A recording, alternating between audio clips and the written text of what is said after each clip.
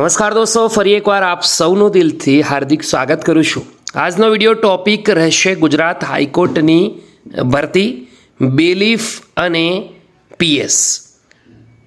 દોસ્તો, process server અને bailiff વર્ગ 3ની જે ભરતી છે તેના ગુડ ન્યૂઝ આવી ગયા છે. ભરતી પરીક્ષાનો સિલેબસ શું રહેશે તે બાબતની અપડેટ આવી ગઈ છે. તો જે પણ મિત્રોના નામ છે લિસ્ટમાં કે જે આગામી સમયમાં પરીક્ષા આપનાર જનાર છે, જે મિત્રોને ઇન્ટરેસ્ટ છે કે પરીક્ષા આપે આગળ ભરતીમાં સિલેક્ટ થાય, તો તેમના માટે આ સિલેબસ પરીક્ષા પહેલાં જાણવો ખૂબ જરૂરી છે. વિગતવાર ઇન્ફોર્મેશન તમારા સુધી પહોંચાડવાનું છું. એના પહેલાં આપણા યુટ્યુબ પ્લેટફોર્મ પર જોઈન જરૂરથી કરી લેજો. દોસ્તો, પ્રોસેસ સર્વર એટલે કે પીએસ અને બેલીફ વર્ગ 3ની ભરતી છે. દોસ્તો, આ ભરતીની હેતુલક્ષી પ્રકારની લેખિત પરીક્ષા એલિમિનેશન ટેસ્ટ કહેવાય, જેમાં અનુસૂચિત જાતિ એસસી, પછી અનુસૂચિત જનજાતિ એસટી, વાત કરીએ એસસી બીસી, નબળા વર્ગ એટલે કે ઈડબ્લ્યુએસ, ડિફરન્ટલી એબલ્ડ, ફક્ત ઓર્થોપેડિકલી ડીએ, તેમજ માજી સૈનિક એક્સ સર્વિસમેન હેઠળ આવતા ઉમેદવારોએ ઓછામાં ઓછા 45% અને બિન અનામત કક્ષાના ઉમેદવારોએ ઓછામાં ઓછા 50% ગુણ મેળવવાના રહેશે.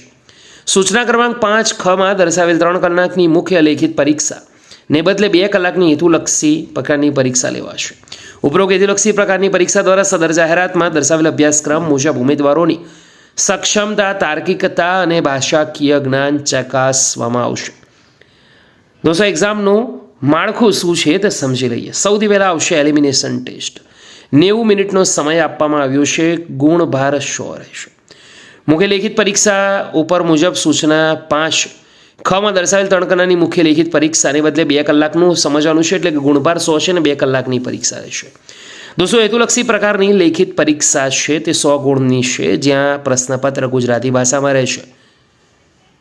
ખોટા ઉત્તર દીઠ અથવા 1થી વધારે ઉત્તર પસંદ કર્યા છે તો .33 નકારાત્મક ગુણ મળશે. 1 કલાક 30 મિનિટ પરીક્ષાનો સમય છે, જ્યાં વિષય તરીકે ગુજરાતી, સામાન્ય જ્ઞાન, ગણિત, રમતગમત, રોજગારની રોજબરોજની ઘટના, જ્યારે કોમ્પ્યુટરનું પાયાનું જ્ઞાન, તો આ લગતો વિષય રહેશે. તો આ છે ગુડ ન્યૂઝ. વિડીયો લાઇક કરજો, બીજા સુધી શેર કરવાનું ભૂલતા નહીં. ફરી વાર મળીશું, ત્યાં સુધી ગુડ બાય, ટેક કેર, જય હિન્દ.